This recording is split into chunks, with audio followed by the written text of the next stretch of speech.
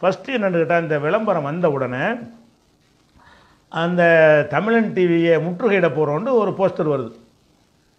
என்ன போஸ்டர் வருதுன்னு கேட்டால், அந்த வேலூர் இப்ராஹிம் என்பவர் அவர் நடத்தக்கூடிய ஒரு ஜமாத் பேரை போட்டு அவங்க நடத்த போகிறாங்கன்னு ஒரு போஸ்ட் வருது. ஒரு போஸ்டர் மாதிரி ரெடி பண்ணி அடையாளம் பண்ணி அங்கங்கே பரப்புகிறாங்க. பரப்புன உடனே நான் உடனே போய் அந்த வேலூர் இப்ராஹிங்கிறவருடைய பேஜில் போய் பார்க்குறேன். அந்த போஸ்ட்டை காணோம். அவர் போட்டிருந்த அவருக்கு தானே போடுவார், அவருடைய பேஜில் அது இல்லை. அப்போ இது அவர் அதே மாதிரி ரெடி பண்ணியிருக்கிறாங்க. அவர் பேரை வச்சு யாரோட கள்ளத்தனம் பண்ணுறாங்கன்னு பார்த்து முதல்ல இது யார் போட்டான்னு பார்த்தா, இந்த டிஎன்டிஜே கள்ள வேலை பார்க்குற ஆள் தான் போடுறாரு. அதனுடைய ஸ்க்ரீன்ஷாட்டு டைம் வரைக்கும் என்கிட்ட இருக்குது. ஃபஸ்ட்டு இது எங்கேருந்து வருதுன்னு கேட்டால், டிஎன்டிஜே கள்ள வேலை பார்த்து என்னை திட்டி எழுதுறது மட்டுமே கொள்கையாக கொண்ட ஒருவர், அதுக்கப்புறம் இன்னொருத்தர், அதாவது குவைத்தில் உள்ள ஒரு ஆள் ஒருத்தர், அடுத்தவர், இவங்க வழியாகத்தான் அது பரப்பப்படுதுங்க. ஒருத்தன் நான் முற்றுகையிட போகிறேன்னு சொல்வதாக இருந்தால் அவனுடைய பேஜில் போடுவான், அவனே தான் அறிவிப்பான். அவன் முற்றுகையிடப்பு நான் முற்றுகையிட போகிறேன்னு முதுகெலும்போட இவங்க சொல்லியிருக்கணும். நாங்கள் டிஎன்டிஜே முற்றுகையிடுவோம்னு சொன்னால் கூட அது என்ன செய்யலாம், அதுவும் சரியான செயல் இல்லாட்டாலும் ஒரு முதுகெலும்போடு இருக்கிறாங்கன்றா அதை எடுத்துக்கலாம். முதுகெலும்பு இல்லாமல் இவங்க யாரை வச்சு பயங்காட்டுறாங்க, 25-30 பேர் வச்சுக்கிட்டு லெட்டர் போர்டு வச்சுருக்காரு, அவரை காட்சி பயங்காட்டுற அளவுக்கு எல்லாம் நினைஞ்சிருக்கான், ஆக்கியிருக்கிறான். அவரை முற்றுகையிட போகிறாருன்னு சொல்லி போட்டு விட்டாங்களா. அப்போ நான் விளங்கிட்டேன், இது இந்த இந்த 2 கள்ள வேலை பார்க்குற ஆளுக்கு தான் இதை போட்டிருக்கிறாங்க. இவங்க யாருன்னு கேட்டால், நாங்கள் அஃபீஷியல் 5 கல்லடி வச்சுருக்கோன்னு சொன்னாங்கல்ல மாநிலத்திலேருந்து, அதில் உள்ள ஆளுக்கு தான். அந்த கல்லடியே இது செய்கிறாங்கன்னு சொன்னால் இவ்வளோ கீழ்த்தரமாக ஏன் போகிறாங்க. ஒரு இன்டர்வியூ கொடுத்தோம்னு சொன்னால் அது வரட்டும், நாங்களும் சந்திப்போம், எங்களுக்கு ஒரு இன்டர்வியூ கூட நாங்கள் பதில் சொல்கிறோம், பதிலுக்கு பதிலுன்னு போகலாம், கேட்கலாம். அது ஏதோ அறிவுடையவர்கள் சரியான கொள்கையில் நிலைப்பாட்டில் உள்ளவர்கள் செய்ய வேண்டிய ஒரு வேலை. இவங்க என்ன செய்கிறாங்கன்னு கேட்டால், அந்த வேலூர் இப்ராஹிங்கிற பேரை வச்சுக்கிட்டு சொல்கிறாங்க. அப்புறம் இந்த வேலூர் இப்ராஹிமே இந்த ஒரு சுஃபியான், அந்த நெறியாளர் தமிழன் டிவியில் கேள்வி கேட்குறாருல, அந்த சுஃபியான்கிற சகோதரருக்கு ஃபோன் அடித்து, நான் போடலைங்க, எனக்கு அது சம்மந்தம் இல்லைங்கன்னு அவரே சொல்லிவிட்டார். நான் அதை போடவே இல்லைன்ட்டு அவர் பேஜ்லேயும் இல்லை, அவரும் அவர் இடத்துல சொல்லிவிட்டார். அப்போ இது யார் செஞ்ச வேலைன்ட்டு நமக்கு தெரிஞ்சாலும் வெளிப்படையாக சொல்ல முடியாமல் இருந்துச்சு. அஸ்ஸலாமு அலைக்கும் வரஹ்மத்துல்லாஹி வரகாத்துஹு. கண்ணியத்திற்குரிய அல்லாஹுடைய நல்லடியார்களே, தமிழ்நாடு ஏகத்துவ பிரச்சார ஜமாத்தின் சார்பாக உங்களை மீண்டும் சந்திப்பதில் பெருமகிழ்ச்சி அடைகிறோம்.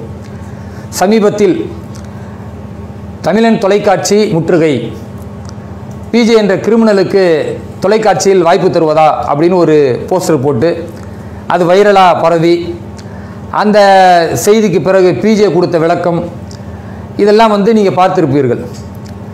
அப்போ இந்த போஸ்டர் சம்பந்தமாக தமிழ்நாடு ஏகத்துவ பிரச்சார ஜமாத்தினுடைய என்ன நிலைப்பாடு என்பதை நாங்கள் ஆரம்பத்திலே சொல்லியிருக்கலாம். சற்று தாமதித்ததற்கு காரணம் என்னென்னா, பிஜே என்ற அந்த அயோக்கியன் பேசணும் என்பதற்காகத்தான் நாங்கள் காத்திருந்தோம். இதில் 2 விஷயங்களை முக்கியமாக பார்க்கணும். தமிழன் தொலைக்காட்சி முற்றுகை என்பதை தமிழ்நாடு ஏகத்துவ பிரச்சார ஜமாத் அறிவிக்கலை. இந்த போஸ்டரை திட்டமிட்டு டிஎன்டிஜே போட்டதாக பிஜே சொல்லுகிறார். ஆனால் நாங்கள் என்ன நினைக்கிறோன்னா, இந்த போஸ்டரை பிஜேவே வலைதளங்களில் பதிவிட்டு அந்த தமிழன் தொலைக்காட்சி சம்பந்தமான அந்த செய்தியை மக்கள்கிட்ட கொண்டு போவதற்குண்டான ஒரு யுக்தியாக கூட இருக்கலாம். அல்லது பிஜேவினுடைய வண்டவாளங்களை தண்டவாளத்தில் ஏற்றுவதற்காக நிறைய பேர் இருக்கிறாங்க இன்னைக்கு, அதில் யாராவது ஒருத்தர் சிரத்தை எடுத்து செஞ்சுருக்கலாம். இப்போ பிரச்சனை அது கிடையாது. நாம் அதை போடலை என்பதை நம்முடைய முகநூல் பக்கத்திலேயே அந்த போஸ்டரை போட்டு, இந்த போஸ்டருக்கும் ஜமாத்திற்கும் சம்பந்தம் கிடையாது என்று சொன்னதோடு மட்டுமல்லாமல், நாங்கள் தமிழன் தொலைக்காட்சி நிர்வாகத்தில் நேரடியாக தொடர்பு கொண்டோம். நிர்வாகத்தின் அடிப்படையில் தொடர்பு கொண்டு கருத்தை கருத்தால் வெல்ல வேண்டும் என்ற அடிப்படையில் பிஜே 2 கருத்துக்களை வைத்திருக்கிறார். ஒன்று, டிஎன்டிஜே அயோக்கியர்கள், இவர்கள் மிகப்பெரிய பண மோசடி செய்திருக்கிறார்கள், கோடிக்கணக்கான மக்களுடைய பணத்தை களவாண்டு இருக்கிறார்கள், அயோக்கியத்தனம் செய்திருக்கிறார்கள் என்று அவருடைய அந்த பேட்டியில் குறிப்பிட்டிருக்கிறார். அதை பற்றி நமக்கு அக்கறை கிடையாது. ஏன்னா கொடுக்குறவன் கேன புயலாக இருந்தால் இப்படி தான் கொள்ளையடிப்பானுங்க, அல்லது அவன் கொள்ளையடிக்கலைன்னா இவன் காலத்தில் கொள்ளையடிச்சிருப்பான், அதனால் இப்படி சொல்லுவார்கள். ஆக அந்த விஷயம் நமக்கு தேவையில்லை. 2வது விஷயம் என்ன, பாலியல் குற்றச்சாட்டு சம்பந்தமாக நெறியாளர் கேட்கக்கூடிய நேரத்தில் அது தான் செய்யவில்லை என்று தன்னை யோக்கியனாக பொதுவெளியிலே காட்ட முயற்சித்திருக்கிறார். அதுக்குத்தான் நாம் என்ன செஞ்சிருந்தோம்னா, தமிழன் தொலைக்காட்சிக்கு தொடர்பு கொண்டு, இவன் பல பெண்களை கெடுத்து நாசமாக்கி பள்ளிவாசலிலே வைத்து பல பெண்களுடைய வாழ்க்கையை நாசமாக்கி இருக்கிறான், கேடு கெட்டவன், இவனை நீங்கள் கொண்டு வந்திருக்கிறீர்கள் என்றால் அது பத்திரிகையினுடைய தர்மம், அதுக்கு எதிர்கருத்து உள்ளவர்கள் இருப்பாங்கல்ல, அவர்களையும் நீங்கள் பேச வைக்கணும் என்ற அடிப்படையில் தமிழ்நாடு ஏகத்துவ பிரச்சார ஜமாத்திற்கு நீங்கள் வாய்ப்பு தர வேண்டும், நாங்கள் இவனுடைய அயோக்கியத்தனத்தை ஆதாரத்தோடு வெளிப்படுத்துகிறோம் அப்படின்னு சொன்ன பிறகு அவர்கள் இன்ஷா அல்லாஹ் ஒரு 2 வார காலத்திற்குள் உங்களுக்கும் அந்த வாய்ப்பை தருகிறோம் என்று பேசியதின் அடிப்படையில் அந்த கருத்தை நாங்கள் என்ன செஞ்சிருந்தோம், எங்கள் ஜமாத்திற்குள்ள பேசி வைத்திருந்தோம். இந்த சூழலில் பிஜே தன்னை மறுபடி யோக்கியனாக காட்டுவதற்காக என்ன செய்கிறாப்புல அப்படின்னு பார்த்தீங்கன்னா, ஒரு பேச்சு, அதாவது டிஎன்டிஜேவுக்கு பதில் கொடுக்குறன்ற அடிப்படையில் வழக்க மாதிரி எவ்வளோ அசிங்கப்பட்டாலும் எவ்வளோதான் அவரை காரி துப்புனாலும் அதெல்லாம் அப்படி சட்டையிலிருந்து அப்படி தடவி விட்டுக்கிட்டு கேவலமே இல்லாமல் பேசக்கூடிய ஒரு நிலையில் இருக்கக்கூடிய பிஜே என்ன பேசுகிறாருன்னா 2 வாதங்களை வைக்கிறார். அதில் முக்கியமான வாதம், முதல் வாதம் என்னன்னா டிஎன்டிஜேவுக்கு வைக்கிற வாதம். அந்த வாதம் என்ன அப்படின்னா, அதாவது நான் வந்து குற்றச்சாட்டு சொல்கிறேன், இவங்க போய் தமிழன் தொலைக்காட்சியில் வந்து அதை தடுத்து நிறுத்த முயற்சி செய்கிறார்கள் இல்லையா, இவங்க உண்மையாக என்ன செஞ்சுருக்கணும், நான் டிஎன்டிஜே பண மோசடின்னு குற்றச்சாட்டு வைத்தால் அந்த மோசடி இல்லை அப்படின்ற இவங்க நிரூபிக்கணும்னு என்ன செஞ்சுருக்கணும், என் மீது வழக்கு தொடுத்திருக்கணுமா இல்லையா, பிஜே மேலே வழக்கு தொடுத்திருக்கணுமா, தைரியம் இருந்தால் வழக்கு தொடுத்திருக்கணுமே தவிர இவர்கள் போய் தொலைக்காட்சியை முறையிடுவது அது சரியா அப்படின்னு ஒரு கேள்வி கேட்குறாரு. இதையே நான் பிஜேவுக்கு கேட்குறேன், நீ 1 நம்பர் பொம்பளை பொறுக்கின்னு நான் மக்கள் மத்தியில் வெளிப்படையாக சொன்னோமா இல்லையா, அது மட்டும் அல்லாமல் மேடை போட்டு சொன்னோமா இல்லையா, இவன் 1 நம்பர் பொம்பளை பொறுக்கின்னு செருப்பை கழட்டி அடித்தோமா இல்லையா, அப்போ நீ என்ன பண்ணியிருக்கணும், என்னை பற்றி இப்படி சொல்லுகிறார்கள், நான் யோக்கியன், நான் சுத்த பணம், அதனால் வந்து காவல்துறையில் போய் வேலூர் இப்ராஹிமுக்கு எதிராக நான் கம்ப்ளைண்ட் கொடுக்குறேன், நடவடிக்கை எடுங்கன்னு சொல்லணுமா இல்லையா. பணம் விஷயத்தை விட பொம்பளை மேட்டரில் மாட்டிக்கிறது பெரிய விஷயம். அப்போ அந்த மேட்டரில் நீ ஈடுபட்டிருக்க என்பதை ஆதாரத்தோடு சொன்ன பிறகும் கூட என்ன செஞ்சாப்புல, அதெல்லாம் போலீஸுக்கு போனால் நீதி கிடைக்காது, நீதிமன்றத்துக்குலாம் போக முடியாது, வழக்கு போட்டால் நீதி கிடைக்குமா, எத்தனை வருஷங்கள் இந்த வழக்கு நடக்கும், அதனால் நீதிமன்றத்துக்கு போக மாட்டோம் என்று சொல்லி பேடித்தனமாக தானும் ஒளிந்து தன்னுடைய ஜமாத்தையும் ஒழிக்க வைத்த ஒரு பேடி இன்னைக்கு டிஎன்டிஜியை பார்த்து கேள்வி கேட்கிறாரு, நான் வந்து பொருளாதார குற்றச்சாட்டை சொன்னால் அது தப்புனா வழக்கு போட வேண்டியதானே, அது முகர கட்ட உனக்கு இல்லை தெரிஞ்சிருக்கணும் முதல்ல, அந்த தைரியம் உனக்கு இருந்ததா முதல்ல. அப்போ சும்மா கவனம் திசை திருப்புறது, சொல்லுவாங்கல்ல மறதி ஒரு நோய், மக்கள் மறந்துடுவாங்கன்னு, மக்கள் மறக்கலாம், உன்னுடைய அயோக்கியத்தனத்தை வெளிப்படுத்தக்கூடிய தமிழ்நாடு ஏகத்துவ பிரச்சார ஜமாத் மறக்காது என்பதை இந்த நேரத்தில் பதிய வைக்கிறோம். 1. இரண்டாவதாக இவர் பேசும் பொழுது வேலூர் இப்ராஹிமுடைய அந்த முகநூல் பக்கத்தில் நான் போய் பார்த்தேன், அதில் அவர் போடலை, மட்டுமல்லாமல் நான் போடலைன்றதை அவர் நெறியாளர் சுஃபியான் டீம் அவர் சொன்னதாக எனக்கு தகவல் கிடைத்தது. அவர் வேலூர் இப்ராஹிம் அவ்வளோ பெரிய ஆள் கிடையாது, அவர் ஒரு 25-30 பேரை வச்சுக்கிட்டு லெட்டர் பேட் அமைப்பு நடத்துகிறாரு அப்படின்றத போகிற போக்கில் ஒரு தகவலாக சொல்கிறார். நாம் என்ன கேட்குறோம்னா, பிஜே பார்வையில் நாங்கள் லெட்டர் பேடு 25-30 பேர் தான் எங்கள் ஜமாத்தில் இருக்கிறார்கள். இதில் என்ன சொல்ல வரீங்க நீங்கள், 25-30 பேர் இருந்தால் ஒன்றுமே இல்லை அப்படின்றதா. இந்த 25-30 பேர் சாதித்தது தான் இன்றைக்கு அல்லாஹுடைய பேரர்களால் பிஜே என்ற அயோக்கியனை முகத்திரையை கிழிக்க முடிஞ்சிச்சு. இந்த 25-30 பேருக்கு பயந்துதான் தமிழ்நாடு ஏகத்துவ பிரச்சார ஜமாத்தினுடைய வீரியமான பிரச்சாரமும் இவனுடைய முகத்தினுடைய திரையை கிழிச்சதனுடைய விளைவு 25 பேர் இன்னைக்கு சொல்றாரு லெட்டர் பேடுன்னு. இவங்களை எதிர்ப்பதற்கு 300-400 பேர் என்னுடைய வீட்டுக்கு முன்னால முற்றுகை போராட்டம், வேலூர் இப்ராஹிமை கைது செய்ய வேண்டும் என்று தான் உச்ச பொறுப்பில் தலைவராக இருந்து எல்லா அதிகாரமும் இருந்துச்சு. அந்த நேரத்தில் என் வீடை முற்றுகையிட்டார்கள். என்ன கிழிச்சிங்க நீங்க? கள்ள தூக்கி அடிச்சது, கெட்ட வார்த்தைகளில் பேசியது, வீட்டில் உள்ள பெண்களை மிரட்டியது. இதை தாண்டி உன்னால என்ன கிழிக்க முடிஞ்சிச்சு? 25-30 பேர் ஏற்படுத்திய பயம் அது. அது மட்டுமல்ல, இந்த 25-30 பேர் வச்சிருக்கிற லெட்டர் பேட் அமைப்பு தானே, இதுக்கே நீ பயந்த? இந்த உன்னுடைய அநியாயங்கள் வெளியே போயிடும் என்பதற்காக கொலைவெறிக்காகவே ஒரு ஆட்களை திட்டமிட்டு ஆளை சேர்த்து, இதே மேலப்பாளையத்தில் என்னை கொல்லுவதற்காக நான் பேசக்கூடிய நேரத்தில் ஃபதுலுல் இலாஹி அவருடைய வீட்டுக்குள்ளார மக்களுக்கு உரை நிகழ்த்தக்கூடிய நேரத்தில் வீடு பூந்து அடித்தார்களே, கொலைவெறி தாக்குதல் நடத்தினார்களே. 25-30 பேர் தானே, பண்ணி கண்டுக்காம விட்டுருக்கலாமே. உனக்கு எங்க அடிச்சா வலிக்குமோ அங்க அடிச்சோம். கூட்டம் முக்கியன்றது மேட்டரே கிடையாது. என்ன செஞ்சா அதனுடைய விளைவு ஏற்படுமோ அதை கொஞ்சம் பேர் செஞ்சாலே போதும். அதைத்தான் தமிழ்நாடு ஏகத்துவ பிரச்சாரமா செஞ்சோம். அது மட்டுமல்லாம இதே பிஜே உச்ச நிலையில் டிஎன்டிஜேவுடைய தலைவர் எல்லா அதிகாரங்களும் காவல்துறையிலிருந்து அரசு வரைக்கும் கட்டுப்படும் என்ற அந்த பிரம்மாண்டத்தை மக்களுக்கு காட்டிக் கொண்டிருக்கக்கூடிய சூழலில் தான் பிஜேவை செருப்பால் அடிக்கும் போராட்டம்னு அறிவிச்சோம். சும்மா அறிவிக்கல, அடுத்த வாரம் செருப்பால் அடிக்க போறோம்னா இந்த வாரமே போஸ்டர் அடிச்சு ஒட்டணும், மண்ணடியில் ஒட்டணும், சென்னை முழுக்க போஸ்டர் அடிச்சு ஒட்டணும். அந்த போஸ்டர் ஃபேஸ்புக் யூடியூப்களில் போட்டோம். நாளைக்கு செருப்பால் அடிக்க போறோம்னா முதல் நாள் நான் பேசுறேன், பிஜேவை செருப்பால் அடிக்கக்கூடிய நிகழ்ச்சி நடைபெறும் என்று யூடியூப்ல பதிவிடுகிறேன், முகநூலில் பதிவிடுகிறேன், வாட்ஸ்அப்பில் பதிவிடுகிறோம். இதெல்லாம் என்ன செஞ்சோம்? சொல்லிட்டு அடித்தோம். கூட்டத்தை என்னமா இன்னைக்கு டிஎன்டிஜே என்ற ஒரு பெரிய கூட்டத்தை வைத்துக்கொண்டு நீ சொல்றதுக்கு பதில் சொல்ல முடியாம பம்மிக்கிட்டு அண்ணன் இப்படி சொல்லலாமா, நாங்கள் என்ன நினைத்தோம், அவர் மன் கி பாத் இப்படிலாம் பேசுவானுங்க. நாங்கள் அப்படி கிடையாது. எவன் தப்பு செஞ்சாலும் முடிவு பண்ணிட்டா கூட்ட சப்ஜெக்டே கிடையாது, துணிஞ்சு நிற்போம் அல்லாஹ்வுடைய பேரருளால்.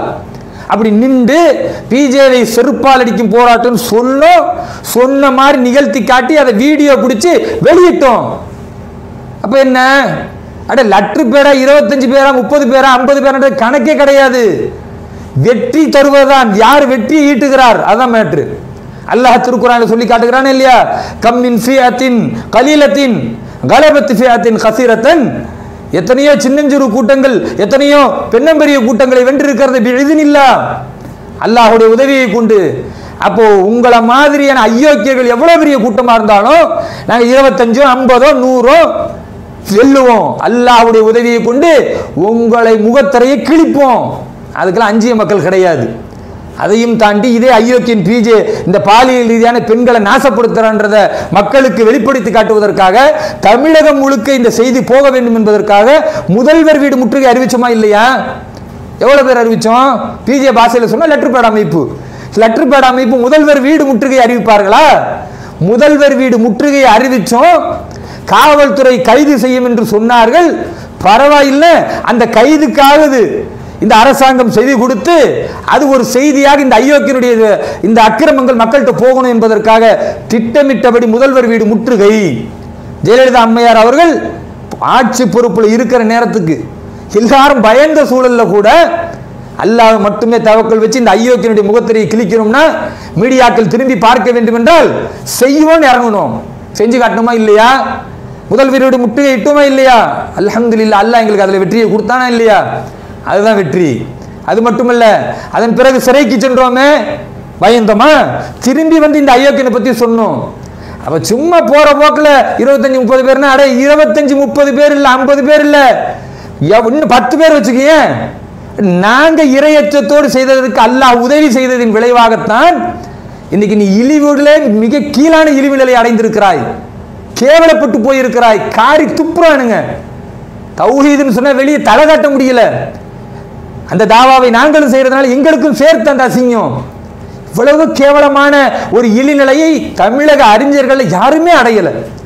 இவ்வளவு இழிநிலையை அடைந்த பிறகும் அது எப்படி வெக்கமே இல்லாம நீ பேசுற? அதையும் தாண்டி இவ்வளவு பெரிய கேடு கட்டவன் இந்த பிஜே என்பது நான் முன்னாலே உங்களுக்கு பதிவில் போட்டிருந்தேன்.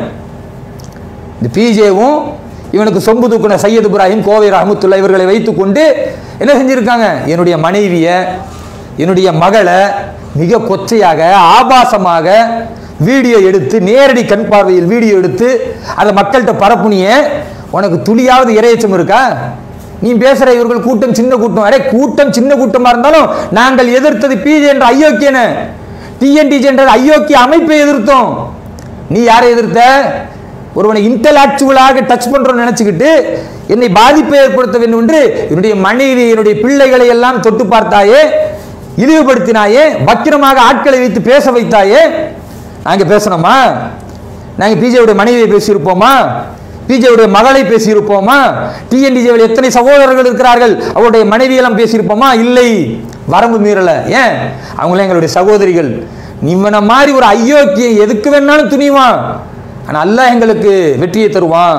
இன்னல்லாஹ் மாசாபிரின், அல்லாஹ் பொறுமையாளர்களோடு இருக்கிறான் என்று பொறுமையோடு காய நகர்த்தணும். சட்ட ரீதியான முன்முயற்சி எடுத்தோம். பிஜேவுக்கு எதிராக வழக்கு தொடுத்தோம். அந்த வழக்கு இன்றைக்கு நடந்து கொண்டிருக்கிறது. அந்த வழக்கில் பிஜேவுக்கு சம்மன் அனுப்பப்பட்டிருக்கிறது, ஷம்சுல்ஹாவுக்கு சம்மன் அனுப்பப்பட்டிருக்கிறது. எல்லாம் முன்ஜாமீன் எடுத்துக்கொண்டு தன்னை காப்பாற்றி ஓடி பயந்து ஒதுங்கக்கூடிய ஒரு சூழல் இருக்கிறது. இதுதான் சின்னஞ்சிறிய கூட்டத்திற்கு அல்லாஹ் கொடுக்கக்கூடிய வெற்றி. அப்ப வெற்றியை பொறுத்த வரைக்கும் அல்லாஹ் தரக்கூடியதை தவிர இந்த அயோக்கியர்கள் தரக்கூடியது அல்ல. ஆக பிஜே இனிமேலும் வேலூர் இப்ராஹிமை பற்றி பேசினால் நான் ரொம்ப கண்ணியமா பேசிக்கிட்டு இருக்கிறேன். தாவா பக்கத்தில் நான் கவனத்தை செலுத்திக் கொண்டிருக்கிறேன். இந்த சைத்தான்களே வேணான்னு ஒதுங்கி இருக்கிறேன். மீண்டும் என்னை பேச வைத்தால் பிஜே இன்னும் இழிவுபடுவார் என்பதை இந்த பதிவை பார்க்கக்கூடிய என்டிஎஃப் சகோதரர்கள் தயவு செய்து சொல்லிருங்க. அப்புறம் நான் வேற மாதிரி பேச ஆரம்பிச்சிருவேன். அல்லாஹ்வுக்கு அஞ்சி ஏதோ நாகரிகமா பேசிக்கிட்டு இருக்கிறேன், பார்த்துக்குங்க. ரெண்டாவது, இந்த டிஎன்டிஜேவினர் தான் வெளியிட்டதா பிஜே சொல்லுகிறார். அது அல்லாஹ்வுக்கு தான் தெரியும். டிஎன்டிஜே வெளியிட்டாங்களா இல்லை டிஎன்டிஜேவுக்கு ஆதரவாளர்கள் எங்க ஜமாத்தினுடைய போஸ்டரை வச்சு வெளியிட்டாங்களான்னு. அது வெளியிட்டவர்களை நான் கேட்கிறேன், கொஞ்சமாவது உங்களுக்கு அறிவு இல்லையா? ஒருத்தன் போராடணும்னா தன் பெயரை சொல்லி போராடணும், அவன் தானே வீரன். இன்னொரு ஜமாத்தினுடைய பெயரை வைத்து ஒருத்தன் தன்னை வந்து போராட்டவாதியா, தன்னை வந்து ஒரு போராளியா காட்டுறான்னு அவன் கோல நெஞ்ச நிமித்து போராட தைரியம் இல்லாதவன். அது அப்படிதான் டிஎன்டிஜே இருப்பார்களே. ஆனால் உண்மையாகவே அது டிஎன்டிஜே செய்திருந்தால் இவர்களை மாதிரி கோழைகள் கிடையாது. இதுக்கு முன்னாடி பேடி பசங்க தான் இவனுங்க. ஏன் இப்படி சொல்றோம்னா, கேட்கறவர்களுக்கு கொஞ்சம் இன்னும் இவர் இப்படி பேசுறாரு, கொஞ்சம் நாகரிகமற்ற முறையில் இருக்கிறத, வேலூர் இப்ராஹிம் நல்ல தாவா பண்ணிக்கிட்டு இருந்தவர் ஏன் மறுபடியும் இப்படி போறாருன்னு நினைக்கலாம். அவ்வளவு ரத்தம் கொதிக்குதுங்க எங்களுக்கு. இந்த டிஎன்டிஜே உள்ள அயோக்கியர்கள் எவ்வளவு பாதிப்புகளை ஏற்படுத்தி இருக்கிறார்கள் எனக்கு, என்னுடைய குடும்பத்தாருக்கு, என்னுடைய மனைவி மக்களுக்கு, என்னுடைய கண்ணியத்திற்கு. அதையெல்லாம் சகித்து கொண்டு பொறுத்து கொண்டு இருந்ததின் விளைவு அல்லாஹ் ஒவ்வொரு நபர்களையா முகத்திரையிட்டு, ஒவ்வொரு நபர்களையா அல்லாஹ் முகத்திரையை கிழித்து கிழித்து இந்த அயோக்கியர்களை காட்டிக்கொண்டே இருக்கிறான். இன்னும் காட்டுவான். இந்த வருஷம் தொடரும் இன்ஷா அல்லாஹ். ஆக அல்லாஹ் மீது தவக்குல் வைத்து தமிழ்நாடு ஏகத்துவ பிரச்சார ஜமாத் என்ற எங்களுடைய அமைப்பின் மூலம் எங்களால் என்ன முடியுமோ அந்த சத்தியத்தை மக்களுக்கு சொல்லுவோம். அதில் ஒரு காலத்திலும் பின்வாங்க மாட்டோம். வல்ல ரஹ்மான் ஏகத்துவத்தில் உறுதியோடு இருந்து பயணிக்கக்கூடிய அந்த பாக்கியத்தை எங்களுக்கு தர வேண்டும் என்று இதை பார்க்கக்கூடிய அத்தனை நன்மக்களும் எங்களுக்காக துஆ செய்யுங்கள்.